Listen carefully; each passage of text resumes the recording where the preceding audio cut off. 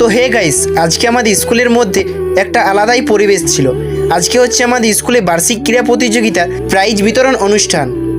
তো সকাল সকাল বেরিয়ে গিয়েছিলাম স্কুল যাওয়ার জন্য, কারণ আজকে আমাদের স্কুলে আছে একটা ছোট্ট পাড়া অনুষ্ঠান।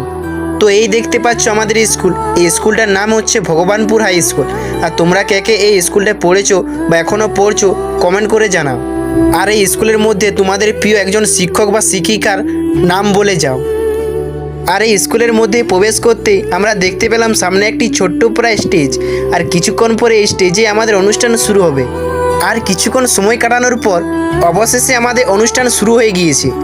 আর এই ভিডিও দিকে কিছু কিছু দাদাভাই বলবে সাধারণত স্কুলে ফোন নিয়ে যাওয়া নিষেধ। আরে হ্যাঁ গো, স্কুলে ফোন নিয়ে যাওয়া সাধারণত একদম নিষেধ, কিন্তু আজকে যেহেতু একটি ছোট্ট পাড়া অনুষ্ঠান, তাই আজকে আমরা ফোন নিয়ে এসেছি।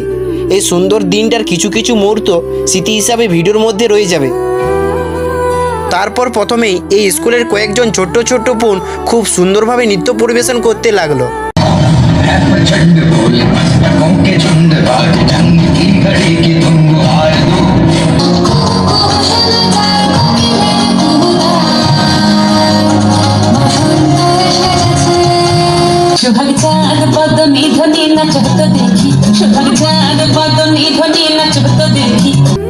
আর তাদের এই নৃত্য দেখে চারিদিকে সবাই হাততালি দিতে লাগলো।